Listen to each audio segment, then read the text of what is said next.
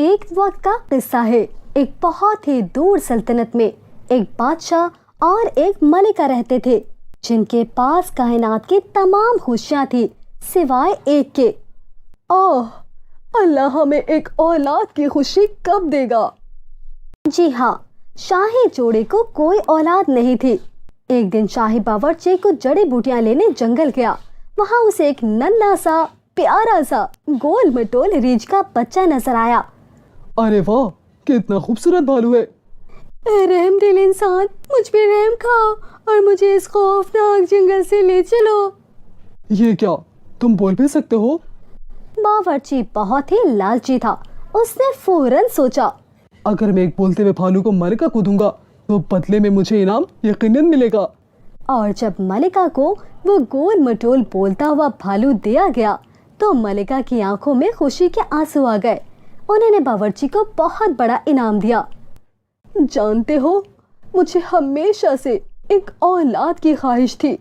آج سے تم ہی میرے بیٹے ہو اور تمہارا نام ہوگا شہزادہ بھالو۔ شکریہ امی حضور۔ ملکہ اپنے گود لیے ہوئے بیٹے سے بہت ہی خوش تھی۔ دن اسی طرح بیتنے لگے۔ 2 ہی سال میں ننھا سا گول مٹول بھالو بڑا ہو کر ریچھ میں بدل گیا۔ بادشاہ اور ملکہ نے اپنے بیٹے کے لیے علیحدہ بڑا سا گھر تعمیر کروایا جہاں قسم قسم کے پھلوں کے درخت، رنگ برنگے پھول اور مزے مزے کے جھولے بھی تھے۔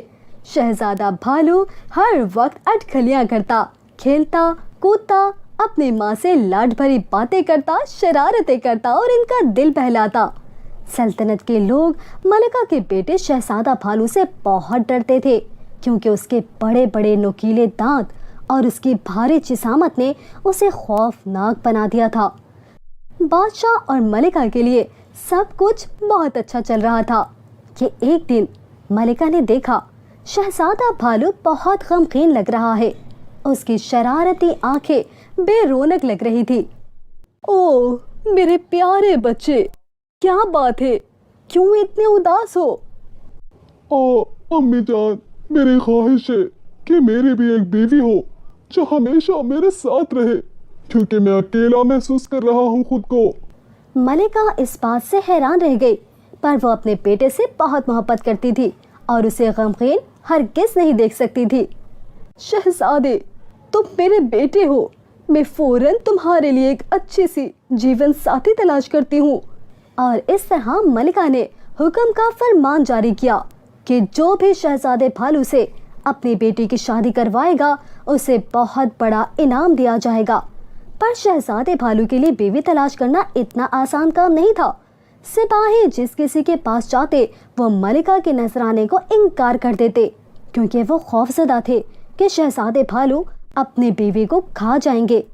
آخر 21ویں روز شاہی وزیر کو ایک ایسے گھر کا معلوم ہوا جہاں ایک خاتون اپنی سگی بیٹی مایا اور سوتیلی بیٹی گیتا کے ساتھ رہتی تھی۔ جب اس کو ملکہ کے نذرانے کے بارے میں پتہ چلا تو وہ فوراً مان گئی۔ بہت خوب، آپ بالکل صحیح جگہ پر آئے ہیں۔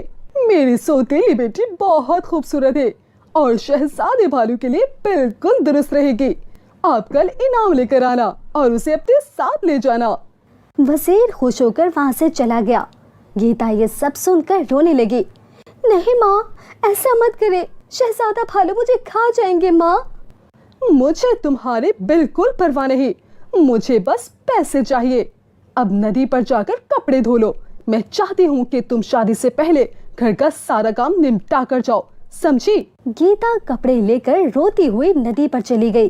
اسے روتا ہوا سن کر اس کی دوست نیلی چڑیا آ جاتی ہے۔ گیتا، تم رو کیوں رہی ہو؟ گیتا نے اسے سب کچھ بتا دیا۔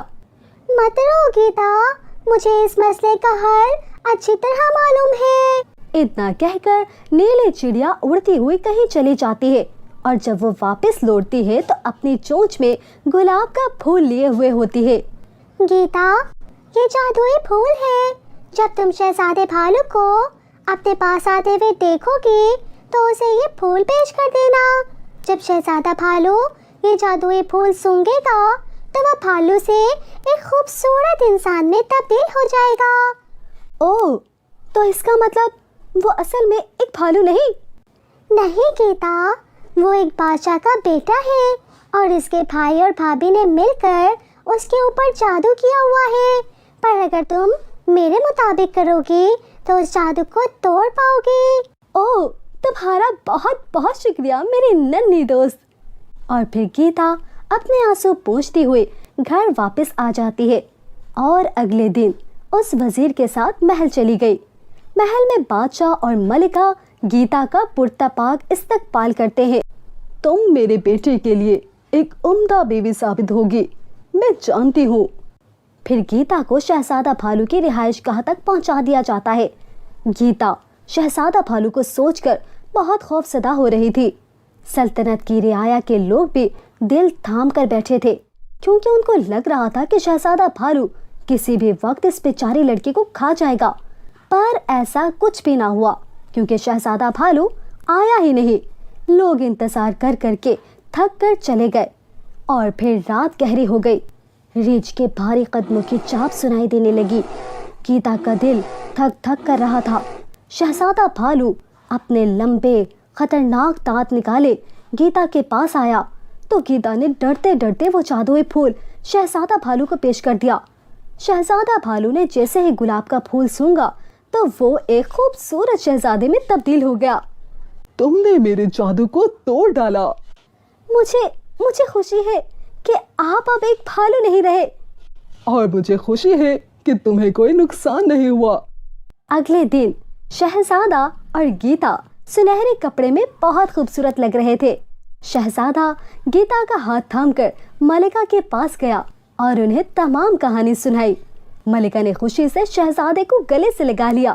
ملکہ کو آخر کار اس کا حقیقی بیٹا مل گیا اور پھر وہ سب ہنسی خوشی رہنے لگے۔ یہاں دیکھنے کے لیے ہمارے چینل کو لائک کریں اور ہاں شیئر کرنا مت بھولیں۔ ہاں دیکھتے رہیں story hub corner. Bye bye, Tata.